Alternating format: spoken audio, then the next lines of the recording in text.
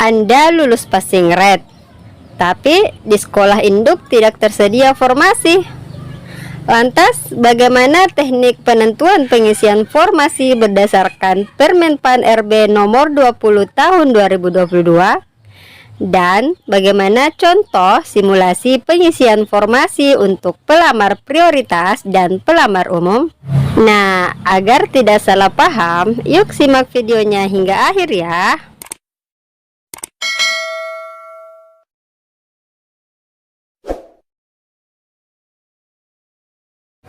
Assalamualaikum warahmatullahi wabarakatuh. Hai teman-teman semua, kembali lagi bersama saya Hidayah.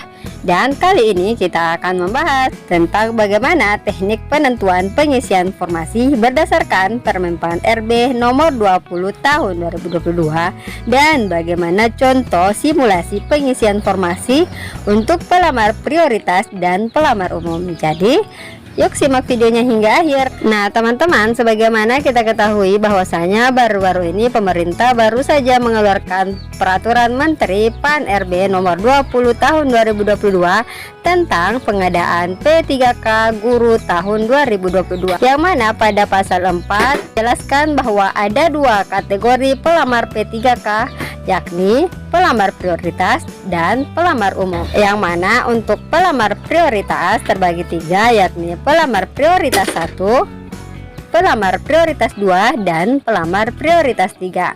Sementara untuk pelamar prioritas 1 sendiri terbagi 4, yakni THK 2, kemudian non ASN atau guru honorer negeri, yang ketiga lulusan PPG, dan keempat adalah guru swasta, yang mana 4 kategori ini nilainya sudah harus memenuhi passing grade pada seleksi P3K tahun 2021.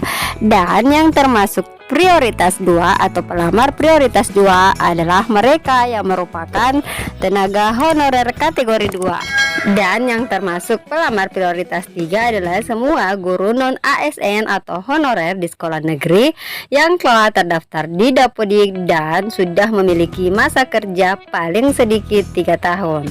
Kemudian jenis pelamar yang kedua adalah pelamar umum. Yang termasuk pelamar umum berdasarkan pasal 6 ini adalah lulusan PPG yang telah terdaftar di database kelulusan PPG Kemendikbudristek. Yang kedua adalah pelamar yang telah terdaftar di Dapodik, baik itu honorer swasta atau honorer negeri. Jadi harus digarisbawahi teman-teman bahwa pelamar umum ini adalah pelamar yang telah terdaftar di Dapodik. Jadi syaratnya harus terdaftar dulu di Dapodik. Nah, kemudian boleh dia termasuk honorer swasta ataupun honorer negeri. Kecuali dia adalah lulusan PPG, maka boleh pelamar ini tidak terdaftar di Dapodik. Jadi intinya kalau dia memiliki sertifikat pendidik maka boleh tidak terdaftar di Dapodik. Seperti itu ya teman-teman. Adapun aturan pemilihan formasi bagi pelamar prioritas adalah bahwasanya pelamar prioritas itu wajib mendaftar di sekolah induk sepanjang tersedia formasi. Dan Miming yakin bahwasanya jika nilai teman-teman sudah memenuhi passing grade alias Anda termasuk pelamar prioritas 1, maka pastilah formasinya nanti akan terkunci secara otomatis. Nah, yang menjadi pertanyaan adalah bagaimana jika sekolah tempat kita PG itu sudah tidak tersedia formasi lagi, atau sekolah yang kita tuju kemarin dan kebetulan kita PG pada sekolah yang dituju sudah tidak tersedia formasi lagi. Maka jawabannya ada pada pasal 33 ayat 2, yang mana dikatakan bahwasanya jika tidak tersedia kebutuhan yang sesuai dengan sertifikat pendidik atau kualifikasi akademik yang dimiliki pada sekolah tempat bertugas, maka pelamar prioritas dapat mendaftar di sekolah lain yang masih tersedia formasi. Ingat ya teman-teman, pelamar prioritas ini dapat mendaftar di sekolah lain yang masih tersedia formasi. Jadi memilih sekolah yang masih tersedia formasinya. Jadi untuk prioritas 1 karena diutamakan untuk dapat mengisi atau mendapatkan formasi terlebih dahulu, maka prioritas 1 ini mesti memilih sekolah terdekat dalam satu wilayah kewenangan. Kalau setingkat SD atau SMP artinya dalam satu kabupaten yang sama. Tetapi kalau kita daftarnya setingkat SMA artinya kita memilih formasi dalam satu provinsi yang sama. Sementara untuk pelamar umum bisa mendaftar atau memilih formasi di seluruh sekolah wilayah di Indonesia yang belum terpenuhi oleh pelamar prioritas. Artinya pelamar umum ini bisa memilih formasi dimanapun selagi masih tersedia formasi yang kosong. Apalagi kalau pelamar umum ini ingin mendaftar di wilayah 3T. Seperti itu teman-teman. Jadi kalau diskemakan teman-teman kurang lebih seperti ini. Misalkan sebuah sekolah di Kabupaten Bulukumba tersedia formasi sebanyak 5 orang guru matematika. Sementara pendaftar itu ada dari sekolah A, sekolah B, dan sekolah C. Sementara pelamar untuk sekolah A itu ada 1 orang yang sudah memenuhi passing grade atau termasuk prioritas 1, kemudian 1 orang non ASN yang sudah mengabdi lebih dari 3 tahun atau pelamar ini termasuk pelamar dengan prioritas 3. Sementara pelamar dari sekolah B itu hanya 1 orang, yang mana pelamar ini adalah termasuk pelamar dengan prioritas 1.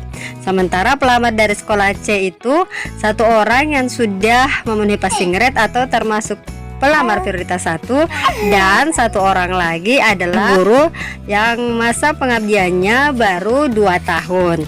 Nah, bagaimana cara pemenuhan kebutuhannya atau bagaimana cara pengisian formasinya? Yakni dengan mendahulukan semua pelamar prioritas 1 atau yang sudah passing grade untuk terlebih dahulu mengisi formasi yang ada.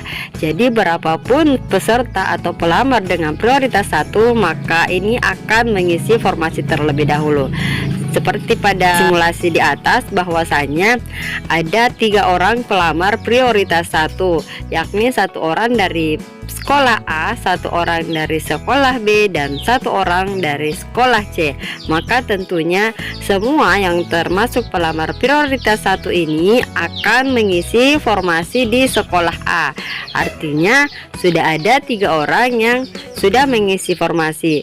Jadi teman-teman harus ketahui atau pahami bahwasanya meskipun ya asalnya dari sekolah lain, jika sekolah asalnya tidak tersedia formasi, maka tentunya pelamar prioritas ini boleh mengisi atau memilih sekolah di satu wilayah kewenangan yang ada.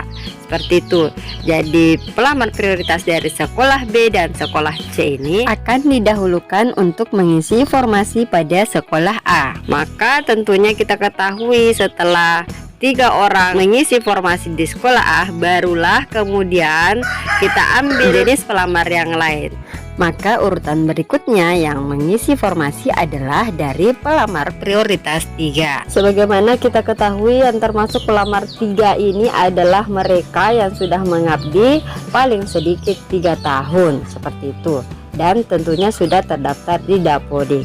Nah, setelah masih tersedia formasi teman-teman, artinya di sini sekolah A itu barulah terisi 4 formasi, artinya masih ada 1 formasi lagi.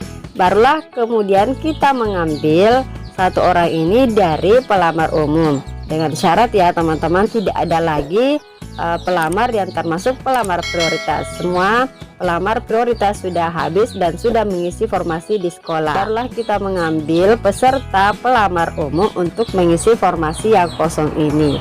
Sebagaimana kita ketahui teman-teman, bahwasanya pelamar ini mengikuti tahap seleksi menggunakan cat UMBK. Berbeda dengan peserta prioritas 1 yang hanya menggunakan nilai seleksi P3K tahun 2021. Sementara pelamar prioritas 2 dan 3 itu hanya melalui observasi kesesuaian kualifikasi akademik, kompetensi, kinerja, dan pemeriksaan latar belakang. Jadi untuk prioritas 2 dan 3 tidak ada tes lagi teman-teman, seperti itu ya. Jadi kesimpulan tentang urutan pengisian formasi ini adalah yang pertama, sekolah A ini akan diisi dari 1 orang dari sekolah A, 1 orang dari sekolah B, 1 orang dari sekolah C, yang mana 3 orang ini adalah orang-orang yang sudah memenuhi passing grade atau termasuk prioritas 1. Kemudian urutan keempat adalah peserta atau pelamar prioritas 3, dan urutan kelima adalah peserta yang termasuk pelamar umum. Pelamar umum ini akan mengisi formasi ketika tidak ada lagi pelamar prioritas yang belum mengisi formasi. Jadi paling terakhir pelamar umum akan mengisi formasi. Oke deh teman-teman, sekian dulu untuk video kali ini terkait dengan aturan pemilihan formasi dan simulasi urutan pengisian formasi pada seleksi P3K tahun 2022. Jangan lupa subscribe, like, and share video ini. Terima kasih dan sampai jumpa pada video kami berikutnya. Assalamualaikum warahmatullahi wabarakatuh.